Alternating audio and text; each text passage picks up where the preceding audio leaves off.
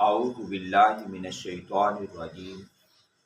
بسم اللہ الرحمن الرحیم۔ میرے اللہ نے حکم ارشاد فرمایا ہے، ان الذین، بے شک وہ لوگ، توفاہم الملائکۃ، جن کی جان نکالتے ہیں فرشتے، اس حالت میں کہ ظالمی انفسہم، کہ وہ اپنی جانوں پر ظلم کرنے والے ہیں، ان کی جانیں قبض کی جا رہی ہیں۔ قالو، تو جان کو قبض کرتے ہوئے فرشتہ انہیں کہتا ہے، فیما کنتم، کہ تم کس حال میں تھے اس دنیا میں، اس جگہ پر تم کیسی زندگی بسر کر رہے تھے۔ قالو، تو وہ کہتے ہیں، کننا، ہم تھے، مستضعفین، کمزور لوگ، فی الارض، زمین میں، کہ ہم جس جگہ پہ ہم زندگی گزار رہے تھے، ہم تو کمزوری والی ہی زندگی گزار رہے تھے، ہم تھوڑے تھے اور ہمارے دشمن زیادہ تھے، تو ہم تو دشمن کے تحت زندگی بسر کر رہے تھے، وہ غالب تھے اور ہم مغلوب تھے، تو ہم تو مغلوب ہو کے بس اپنا ٹائم پاس کر رہے تھے، ہماری زندگی گزارنا کیا زندگی تھی۔ تو جب یہ بات فرشتے سنتے، قالو، تو وہ فرشتے پھر ان لوگوں کو کہتے، الم تکن، کیا نہ تھی، ارض اللہ، اللہ تبارک و تعالی کی زمین، واسعۃً، وسعت والی، کیا اللہ نے اپنی زمین کو وسعت عطا نہیں فرمائی ہوئی تھی؟ اللہ کی زمین وسعت والی نہ تھی؟ فتہاجروا فیہا، کہ تم اس میں ہجرت کر جاتے، ایک جگہ کو چھوڑ کے تم دوسری جگہ چلے جاتے، تو اللہ تبارک و تعالی یہ جو تمہاری تنگ دستی ہے، اس تنگ دستی کو خوشحالی کے اندر بدل دیتا، کہ یہ جو تمہارے پاس تنگی ہے، یہ تنگی وسعت کے اندر بدل جاتی۔ کیا تمہیں اس بات کا خیال نہ آیا کہ تم ہجرت کر جاتے؟ مفسرین کرام نے لکھا ہے کہ قرآن کریم کی یہ آیہ مبارکہ بالخصوص مکہ والوں کے حق میں ہجرت کو فرض قرار دیتی ہے، کہ جب اللہ کے محبوب نبی صلی اللہ علیہ وآلہ وسلم نے مکہ چھوڑ دیا، تو فرمایا پھر ہر وہ بندہ جو صاحب ایمان تھا، اس کے لیے لازم اور واجب اور فرض تھا کہ وہ مکہ کو چھوڑ کے مدینے کا مسافر ہو جاتا، وہ وہاں سے ہجرت کر جاتا۔ اور اس کا ایک حکم عام بھی مفسرین کرام نے لکھا ہے کہ واقعتاً اللہ تبارک و تعالی نے ہجرت میں بڑی برکتیں رکھی ہیں۔ ہجرت کا ایک معنی یہ بھی ہے کہ ایک جگہ کو چھوڑ کے دوسری جگہ پہ منتقل ہو جانا۔ بندہ ہے، اس نے کسی ایک جگہ پہ کاروبار بنایا ہے، ایک جگہ پہ کام بنایا ہے، دودھ دہی کی دکان بنا لی ہے، اس نے کریانہ کا سٹور بنا لیا ہے، اس نے کوئی بھی دکان بنا لی ہے، لیکن اس نے دیکھا ہے 1 مہینے بھی، اس نے دیکھا ہے دوسرا مہینہ بھی، اس نے دیکھے ہیں 6 مہینے، اس نے گزار لیا ہے وہاں پہ سال، لیکن سال گزر جانے کے باوجود بھی اس نے دیکھا کہ مناسب رزلٹ جو ہے وہ نہیں آ رہا، یہاں پہ خرچے ہی پورے نہیں ہو رہے، تو بجائے اس کے کہ سارے کا سلسلہ کلوز کر کے ختم کر دے، وہ اپنے کاروبار کو کسی دوسری جگہ پہ شفٹ کرے، کسی اچھے پوائنٹ پہ شفٹ کرے، وہ یہ کوشش اور محنت کرے۔ تکلیف تو یقیناً ہوگی ایک جگہ کو چھوڑ کے دوسری جگہ جانے پہ، لیکن جب وہ یہ تکلیف برداشت کرے گا، حلال کے رزق کے لیے محنت اور کوشش کرے گا، تو اللہ تعالیٰ اسے ضرور وسعت عطا فرما دے گا۔ تو یہ وسعت بندے کو نصیب ہوتی ہے جب وہ ایک جگہ سے دوسری جگہ پر جاتا ہے۔ تو میرا اللہ بھی ارشاد فرماتا ہے کہ فرشتے انہیں کہیں گے کہ تم جو اب یہ کہہ رہے ہو کہ ہم بڑی مجبوری والی زندگی گزار رہے تھے، ہم بڑی تنگ دستی والی زندگی گزار رہے تھے، ہم یہاں مظلوم بن کے رہ رہے تھے،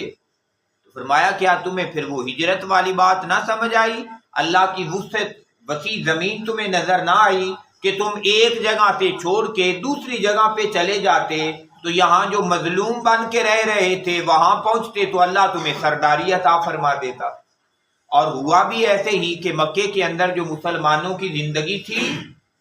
یہاں تک کہ جب عبادت و ریاضت کی بات بھی تھی تو خانہ کعبہ میں ابتدا میں مسلمانوں کو عبادت کرنے کی بھی اجازت نہ تھی، اور جہاں کہیں پتہ چلتا کہ یہ کلمہ پڑ گیا ہے تو اس کے اوپر ظلم و ستم کے پہاڑ توڑ دیے جاتے،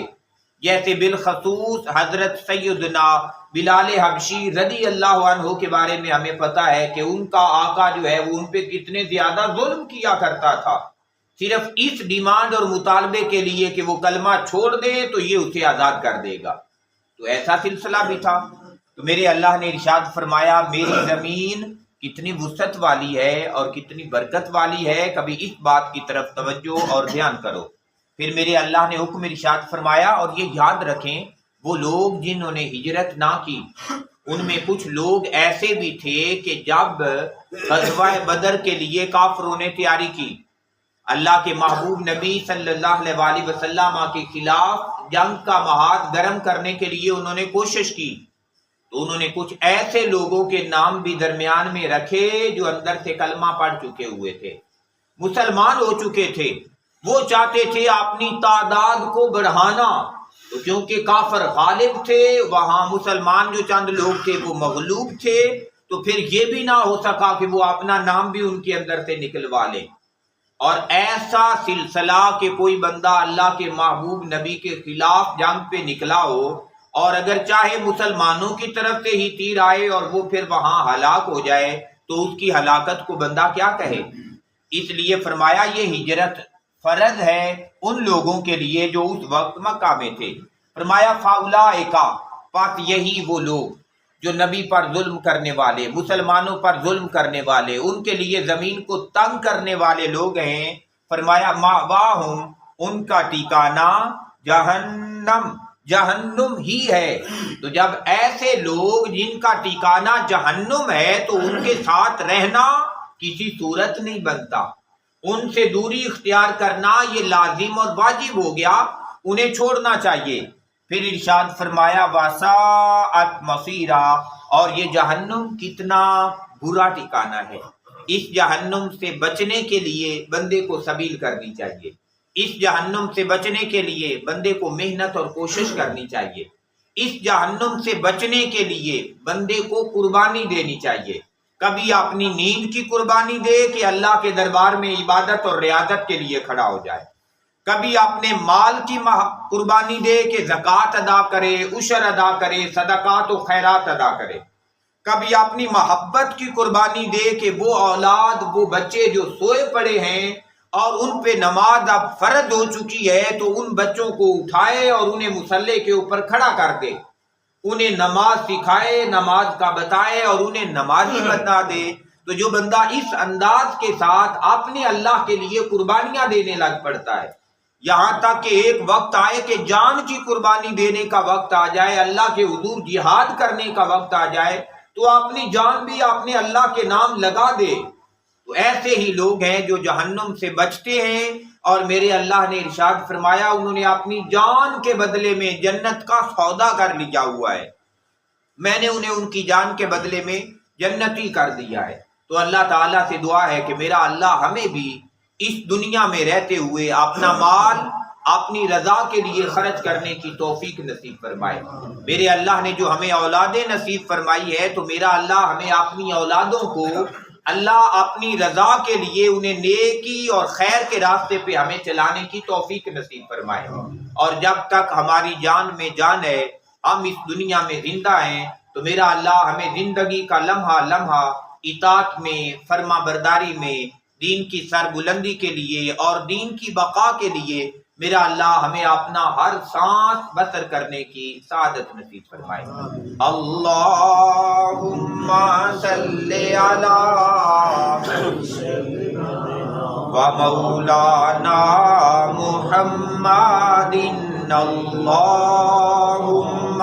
صلی علی ومولانا محمد وعلى آلہ وصحبہ وبارک وسلم. اللهم صل على سيدنا محمد وعلى آل سيدنا